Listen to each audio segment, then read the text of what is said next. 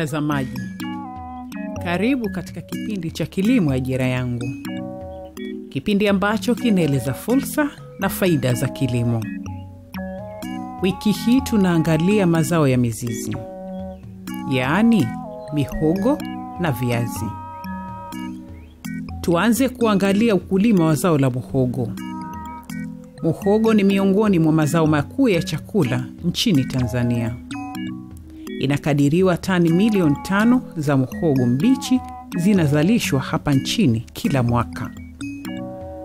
Kanda zinazoongoza kwa uzalishaji muhogo ni kanda ya Ziwa 37%, kanda ya Kusini 28% na kanda ya Mashariki 12%. Karibu 75% ya muhogo unaozalishwa nchini hutumika kwa chakula. Zao la muhogo huvumilia ukame na pia hustawi katika ardhi yenye rutuba hafifu ukilinganisha na mazao mengine. Ndiyo maana viongozi wetu husisitiza na kuhimiza wakulima walime muhogo kwa sababu ni zao linalovumilia ukame. Timu ya Kilimo Ajira Yangu imetembelea kijiji cha Chinongole, wilayani Ruangwa, mkoa wa Lindi, na kukutana na mkulima wa muhogo Mzee Leslie Herbert Chande. Mzee Chande amelima muhogo kwa sababu ya kujilinda na njaa, lakini pia ametii amri ya viongozi kuwataka wakulima walime muhogo kwa wingi.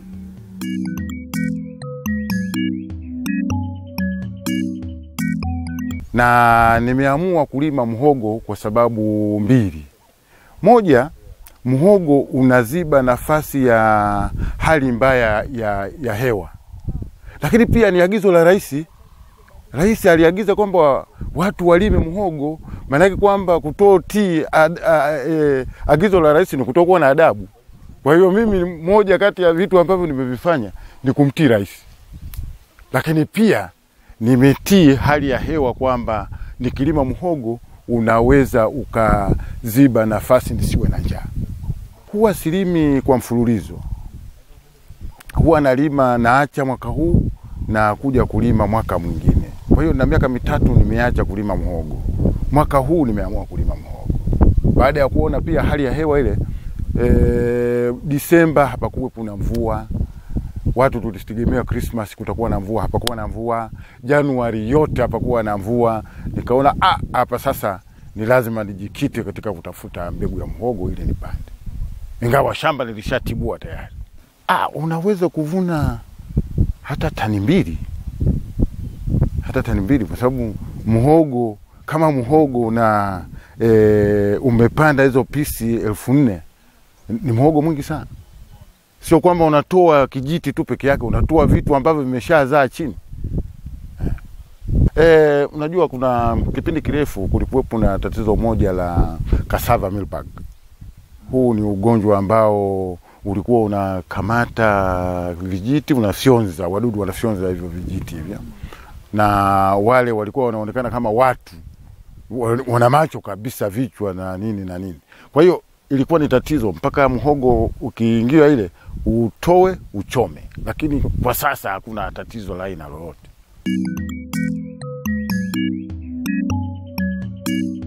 Muhogo ustawi zaidi kwenye udongo tifutifu na rutuba ya kutosha. Inashauriwa mkulima kuandaa matuta vizuri ili kuongeza tija na kurahisisha uvunaji na palizi. Upandaji unaostahili ni kufukia sehemu kubwa za muhogo ardhini kwa kuilaza mshazali kidogo.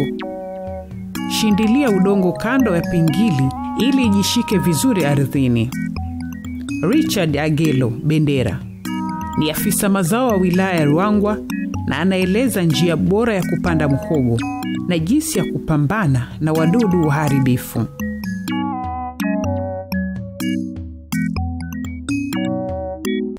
Zao muhogo ni zao ambalo linaweza kustamili ukame na lina uzalishaji mkubwa. Ekari moja ya zao la muhogo unaweza ukavuna kuanzia tani 2 na kuendelea iwapo mkulima atakuwa amefanya management nzuri au maandalizi ya shamba ameyafanya vizuri. Kuna hatua mbalimbali katika uzalishaji wa zao la muhogo.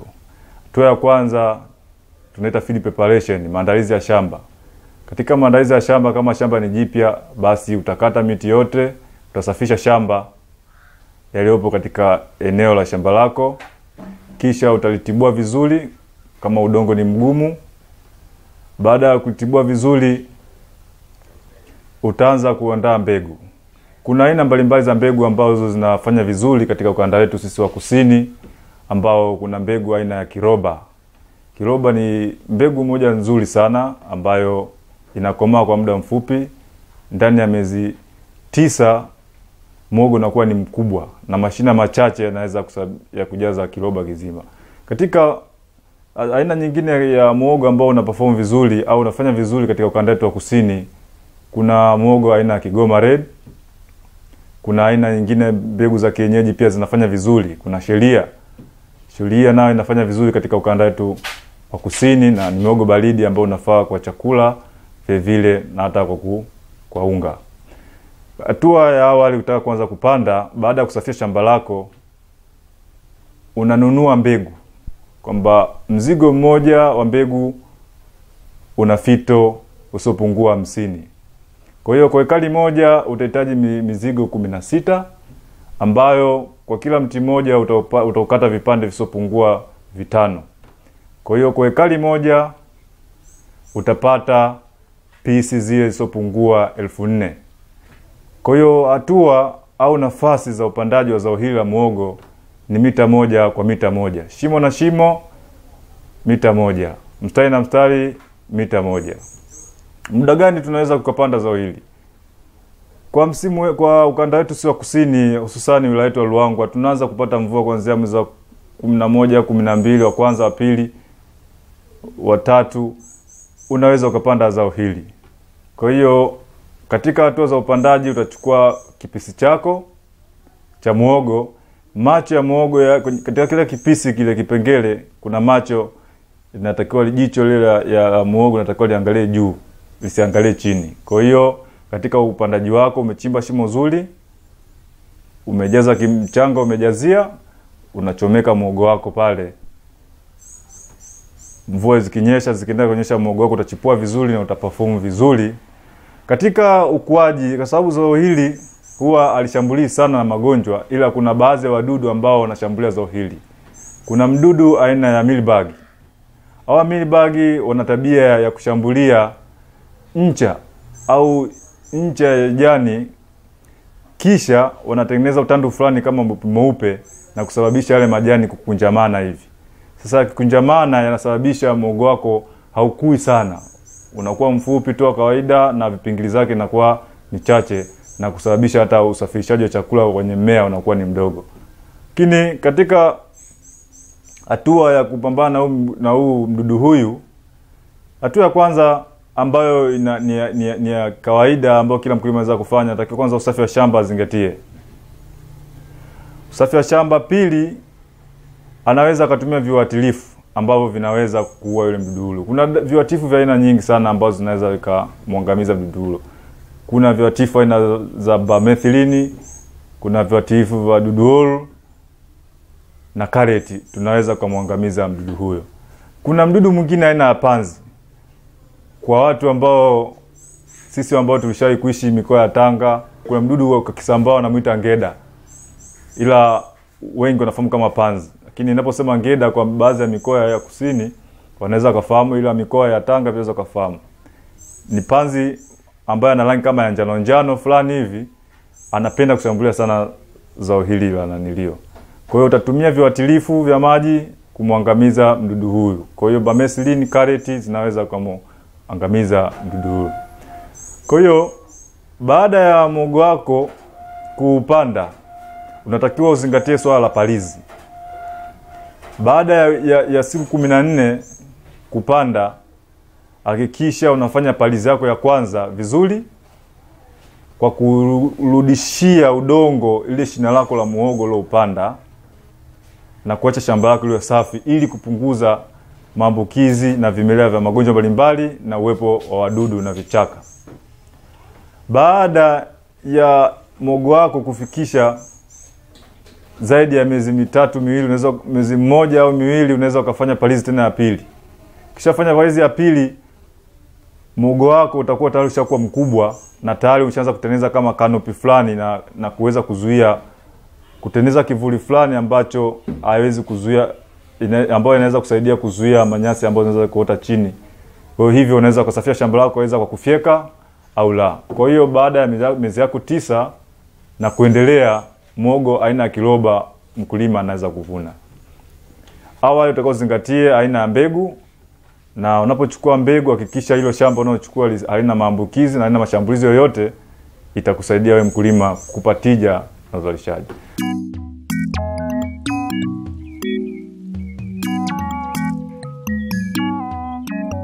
Inashauriwa kutumia mbegu bora zilizoainishwa kitaifa na Taasisi ya Utafiti wa Kilimo na Liendele kwa ajili ya kutumika katika kanda mbalimbali za uzalishaji. Ukanda wa Pwani, aina ya mbegu zinazofaa ni Mkumba, Pwani, Kiroba, Mkuranga 1, Chereko, Kizimbani na Kipusa. Mbegu zinazofaa kanda ya kati ni Hombolo, Dodoma, Makutupora na Mumba. Kwa upande wa kanda ya Ziwa, mbegu zinazofaa kwa eneo hilo ni Mkombozi, Kiaka, Meremeta, Belinde, Nyakafulo, Suma, Kasala na Rangimbili. Kwa upande wa Zanzibar na Pemba, Kizimbani, Mahonda, Machui, na kama hapo awali ama miaka michache iliyopita tulizoea kuona zao la muhogo ni kwa matumizi ya chakula nyumbani. Lakini hivi sasa muhogo ni zao la biashara. Muhogo unahitajika sana katika soko la ndani na nje ya nchi. Muhogo unauzwa sana katika nchi za Asia, hususan China na India. Benadeta Kimati ni mtafiti wa mbegu kutoka Kituo cha Utafiti wa Kilimo na Liendele. Anatueleza njia bora ya kukuza kilimo cha mihogo ambayo inaweza kumsaidia mkulima.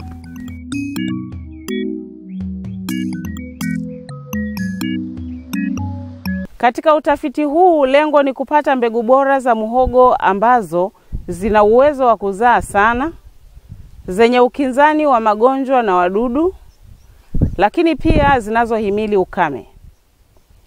Na pia tunatafiti namna bora za kusindika muhogo huu ili kuweza kupata unga bora ambao mtu yeyote anaweza akatumia, tukiwa pia tumeondoa ile sumu ya cyanide ambayo huwa inakuwepo kwenye muhogo. Na pia tunatafiti aina mbalimbali za upandaji, kama vile kupanda kwa nafasi bora, utunzaji wa shamba vizuri, kuhakikisha kwamba shamba linakuwa safi kwa kipindi chote cha ukuaji wa mimea, lakini pia kujali mbegu bora wakati wa upandaji, kuchagua mbegu ambazo ni bora na pia hazina magonjwa ya aina yoyote. Tunafundisha wakulima namna ya kutambua haya magonjwa ambayo ni changamoto kwa utafiti huu kwa uzalishaji wa muhogo, na hayo nitayaeleza moja moja.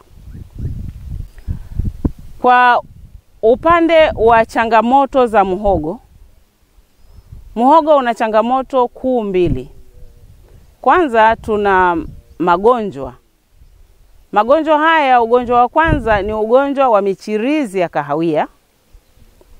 Ugonjwa huu hujitokeza kwenye majani ya chini, kuanzia majani yaliyokomaa hutokea upungufu wa rangi ya kijani. Kunakuwa na michirizi ya kahawia kwenye jani, hasa majani yaliyokomaa kuelekea majani machanga.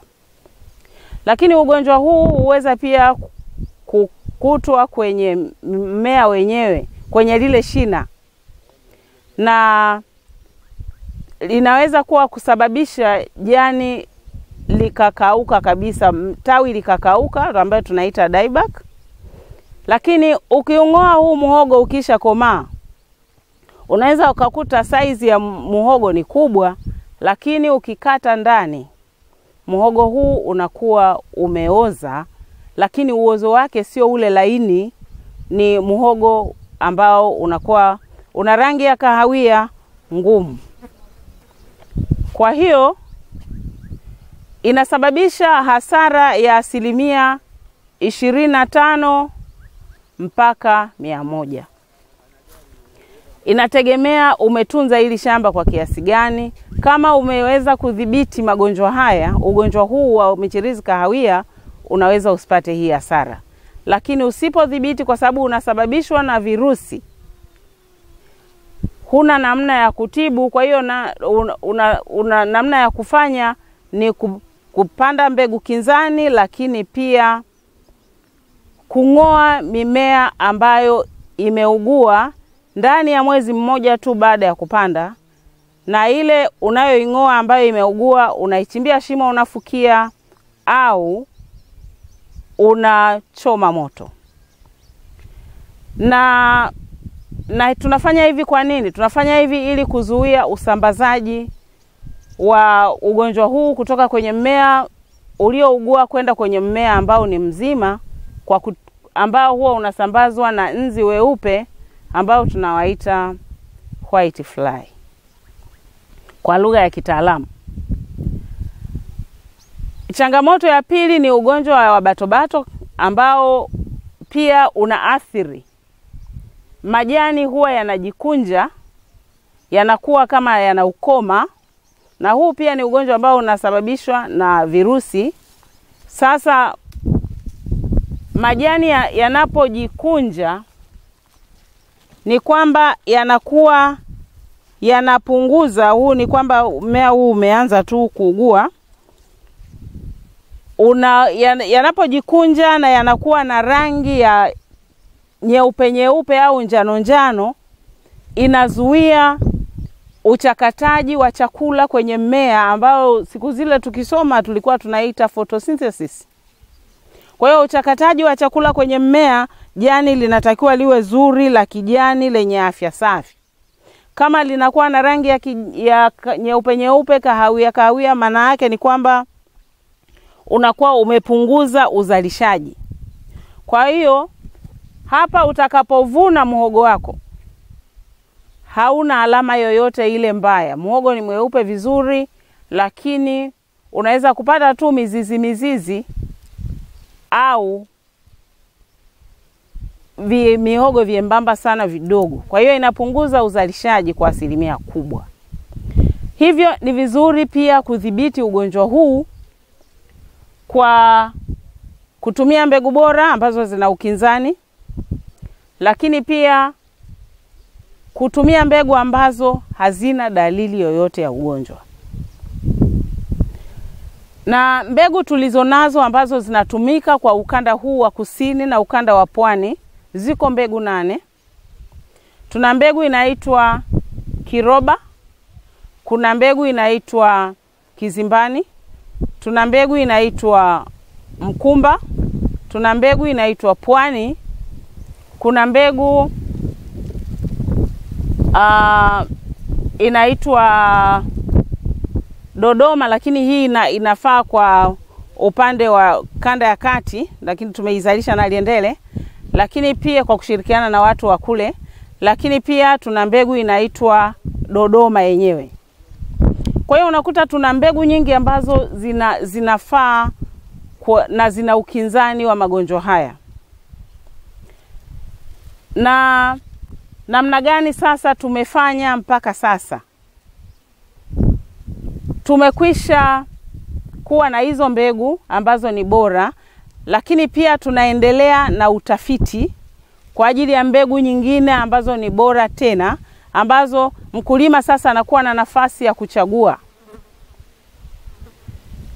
Kama hataki kupanda labda Mkuranga 1, au hataki kupanda Kipusa, au hataki kupanda Chereko, atapanda mbegu nyingine kama Kiroba, kama hizo nyingine ambazo nimezitaja. Kwa hiyo tunazo mbegu hizi zote zinafaa kwa ukanda huu wa Pwani, na kama nilivyosema Dodoma na Makutupora na pamoja na Mumba ipo kule, kwa wale wa kanda ya kati wanaweza kuzitumia zile.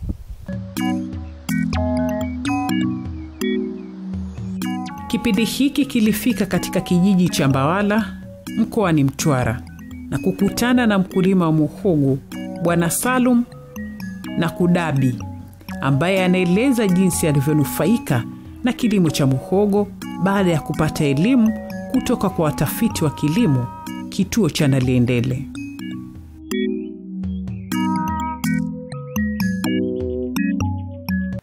Mimi ni mkulima wa muhogo na nashukuru, najiita mkulima wa muhogo. Ni mkulima wa kati, mkulima mdogo, lakini muhogo nasema kwamba muhogo mimi umenitoa kutoka nilipoanza kulima muhogo mwaka 1983 hadi leo ninaposema nasema muhogo nashukuru umenitoa.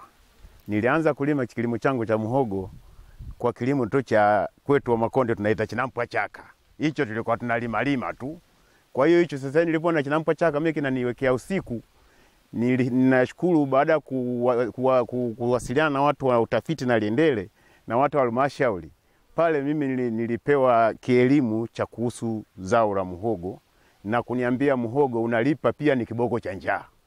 Hilo nilikubali kwa sababu mwenyewe wakati nalima nilikuwa naona kwamba siwezi kuhemea wakati nalima Chinampwa Chaka tu bila kulima kitaalamu. Baada ya kutoka hapo niliposhirikiana na wataalamu kwa kupanda kilimo cha muhogo kitaalamu, nashukuru nilizalisha kutoka heka moja kwa mimi kama mimi kwa tena panda Chinampwa Chaka bila utaalamu, kutoka tani 2 na nusu hadi nilifikia tani 5 hadi 8 kwa kilimo cha mbegu, kutoka mbegu zetu zile za Mikonga na Manchongonda sijui na mbegu zingine za ajabu nikaingia kwenye mbegu za Kiroba. Kwa hiyo nilipoanza kukitumia Kiroba nilikuwa napata hizo tani ambazo nimezitaja kuanzia tani 5 mpaka 8. Kwa hiyo zile mimi zilikuwa zinaanza kunitoa kutoka kule chini hadi kupanda geji, ikawa mimi kipato changu kinapanda. Pia afya yangu ilikuwa inapanda. Nilipanda afya yangu kwa sababu zipi? Kwanza mimi mwenyewe ni mchakataji wa muhogo, ni msindikaji. Nilihama kula ugali wa makopa. Sasa hivi nakula ugali wa unga bora ambao umechakatwa kwa mashine ambayo inachakata mimi mwenyewe. Natoa sumu na anika kwenye chanja, na hakikisha chanja unga wangu, chenga zangu haziingii mchanga wala takataka. Kwa hiyo ule unga ninauhakikisha ni bora.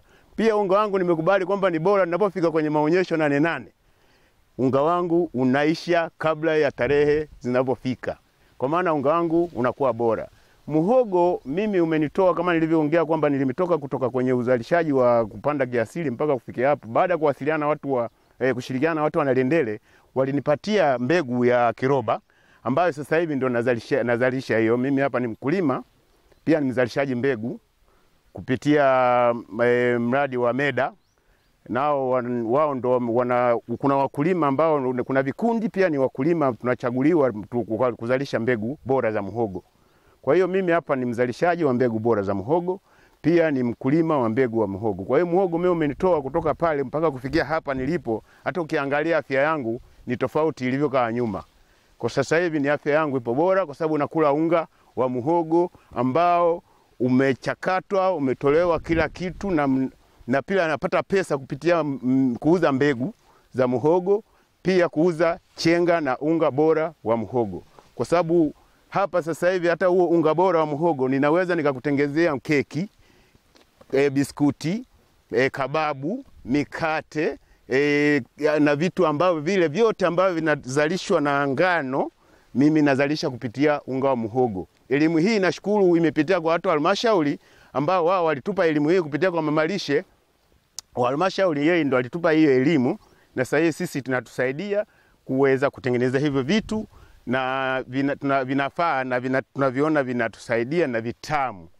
Kwa hiyo kutoka hapo lishe yetu imetusaidia kutoka pale hadi hapa. Vile vile huu unga wa muhogo uliosindikwa na kutolewa sumu unawasaidia hata wale kina mama ambao wamejaribu kuwakorogea uji watoto ambao wana vitambi vile. Kwetu huko tunaita utapiamlo, yani litumbo gwede, yani tumbo kubwa. hilo hapo linakuwa kidogo wao wakiwapa watoto wale inawasaidia, wakinywa unji ule inawasaidia kwa kutumia lishe ndogo kabisa, labda karanga kidogo bila hata sukari, chumvi kidogo, inawasaidia kuwapunguza ule utapiamlo, ugonjwa ule wa unyafuzi kwa kutumia unga wa muhogo.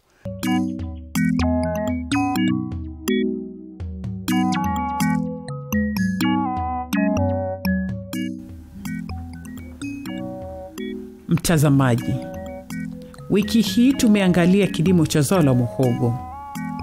Usikose wiki ijayo ambapo tutaendelea kuangalia na kujifunza kitaalam jinsi ya kulima mazao ya mizizi. Asanteni.